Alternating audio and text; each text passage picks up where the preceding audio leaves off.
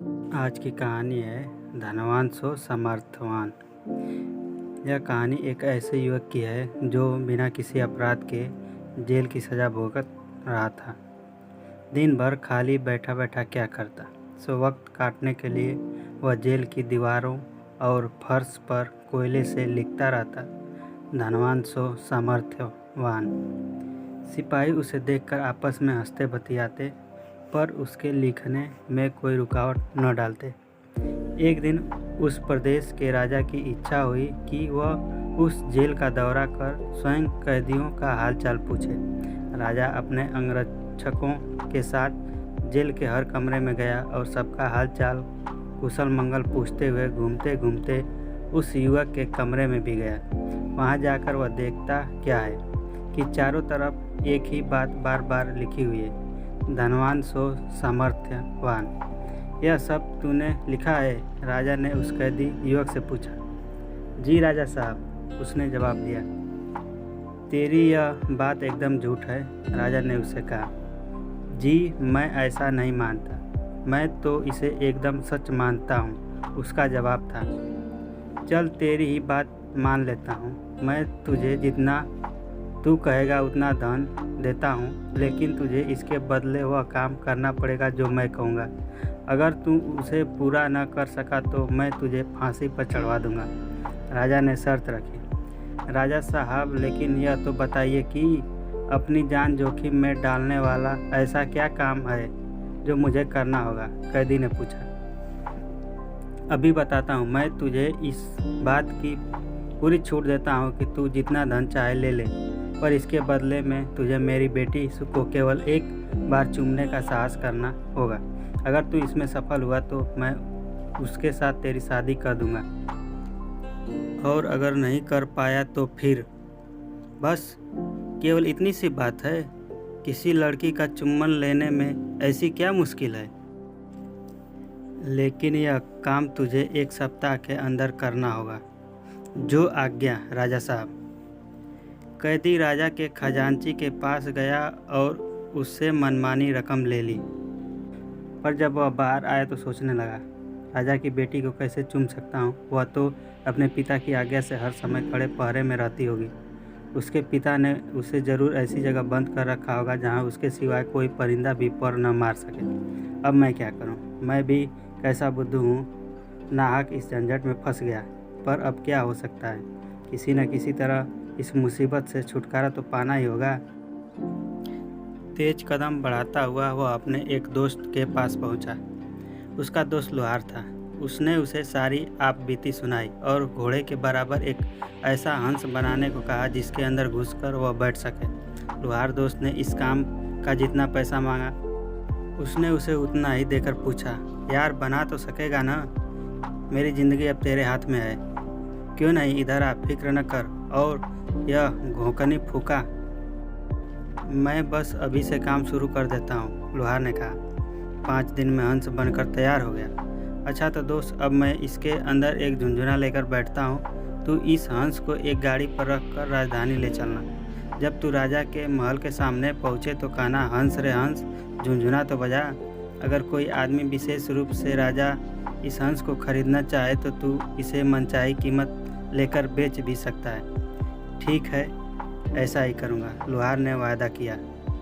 लेकिन एक बात के ध्यान रखना कि किसी को यह पता नहीं चलना चाहिए कि मैं इसके अंदर बैठा हूँ, नहीं तो वह राजा हम दोनों को फांसी पर चढ़ा देगा।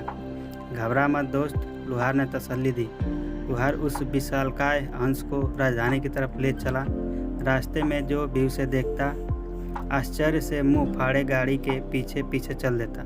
चलते चलते लोहार राजधानी में राजा के महल के सामने पहुंचा और जोर से बोला, हंस रे हंस, जरा झुंझुना तो बजा। अंदर से जोर जोर से आती झुंझुना की आवाज़ हवा में गूंज उठी।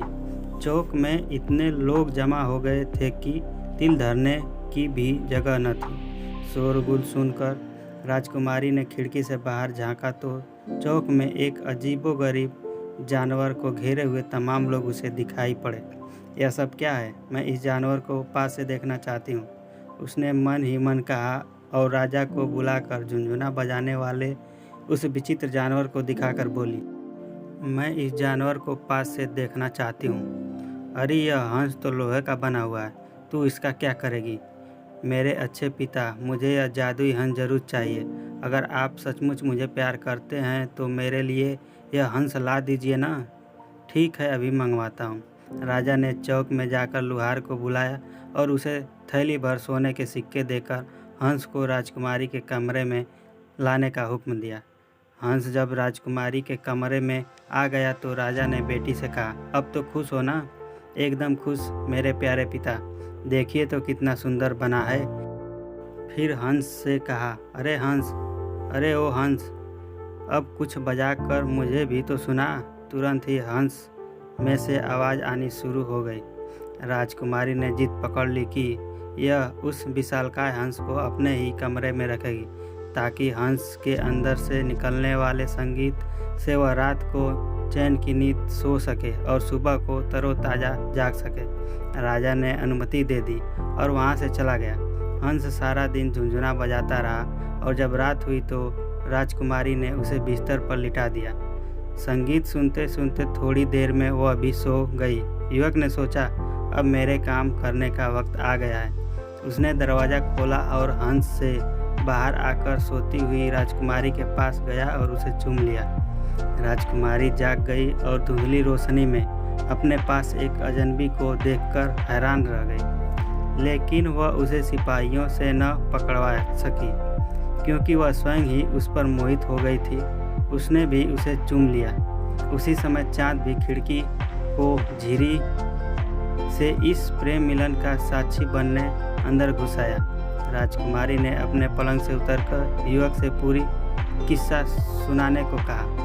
कैदी चिड़िया की तरह चहकने लगा और बड़ी खुशी से उसने राजकुमारी को पूरी दास्तान सुना दी। वे दोनों बातचीत करने में मग्न थे। अचानक हंस का दरवाज़ा खुला और दोनों खुले हुए दरवाजे से हंस के अंदर गिर पड़े। हंस उलट गया। आवाज़ सुनकर राजा डर गया और उसने सोचा कि शायद अंदर चोर है, इसलिए वह अपने अंगरक्षकों के साथ अंदर आ गया। बेटी के कमरे में जाकर जब उसने देखा कि वही कैदी उसकी बेटी के पास बैठा है तो उसे आश्चर्य की सीमा न रही। तू यहाँ? अरे ओ शैतान के बच्चे, तू यहाँ कैसे घुस आया? राजा ने आश्चर्य से पूछा। राजा साहब, मैं हंस के अंदर बैठा था, मैंने आपको दिए अपने वचन का पालन कर दिया है, उसने जवाब दिया। ठीक है, अब मेरी बारी है, मैं भी अपना वचन पूरा करूँगा। मेरी बेटी निश्चित ही तुझ जैसे सुंदर और साहसी युवक को पति रूप में पाकर बहुत खुश होगी। सच पिताजी, आप कितने अच्छे हैं, राजकुमारी ने कहा। ठीक है, कल तुम दोनों का विवाह का एक शानदार उत्सव होगा, राजा ने बताया। और सच ही अगले दिन का उत्सव स्मरणीय था। ये थी धनवान सो समर्थवान की कहानी। Thanks for watching this video.